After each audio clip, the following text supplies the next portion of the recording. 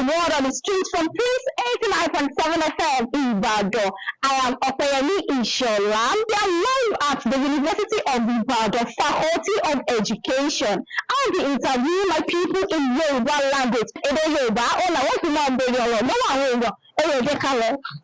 Ẹ̀mí ọkọ̀ ní àkókò tí wọ́n kọ́ máa bèrè bí èlò owó ẹ̀ lọ́wọ́ níwájú mi. Kí ló ń kọ́ yẹn pé?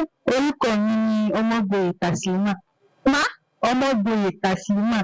Ká ní bí ó ṣe wà yìí ẹ ní àǹfààní láti bèrè iye owó tẹ́ fẹ́ ní ọjọ́ ayé yìí èlò ló máa bèrè fún. Ṣówó máa ń tó ni àti pé ẹ̀dá ìmọ̀gbà tí ó máa lò láyé.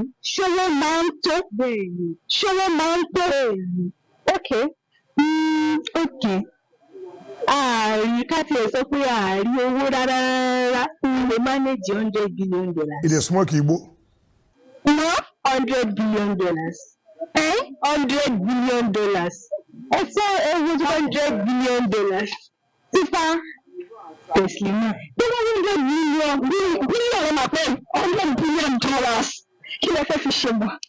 Màá ṣòwò nínú ẹ̀. Sọ ìyá ṣùgbọ́n kò díra wọn lọ́wọ́. Màá ṣòwò nínú ẹ̀, màá máa ṣe ìtọrẹ àánú.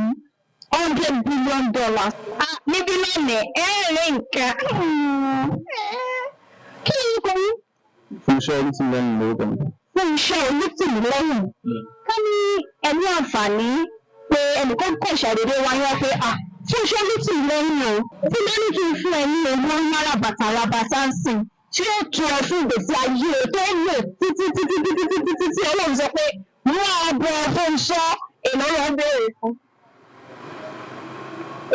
Ẹyin ọgbọ́n wá sọ o. Kí nìdí? Iye tó máa rí wọ́n fún mi. Iye tó máa rí ní bá wù wọ́n kọ́ fún mi. Kò bá ṣe 5,000. Tó máa rí wọ́n fún mi tí ìgbà rí wọ́n kọ́. 5,000 fún gbogbo ìsẹ̀mí ayé. Tí ìgbà rí wọ́n sí mi ìrísí ìsẹ̀mí ayé ni. Nǹkan tó máa rí kan fún mi. Nǹkan tó máa rí kan fún mi. Ilé ìtura ìlọ lórí Word on the Street fún tọ̀sẹ̀ tá a wà yìí. Ẹ máa darapọ̀ mọ́ wa lójú òpó Facebook wa, TikTok wa, Instagram wa, X àtàwọn yòókù pẹ̀lú ìtọ̀nà Prince 89.7 FM Ìbàdàn. Níbẹ̀ láti máa láǹfààní láti máa wo àwọn ibi tí a bá lọ lọ́lọ́kọ̀ òjọ̀kan. Àwọn íńtánẹ́ẹ̀tì tí a bá ṣe ẹ láǹfààní láti máa wò wọ́n. Ọpẹ́yẹmí Ìṣọ̀lá lórúkọ tèmi. Ẹ ṣé o tẹ̀wé wá.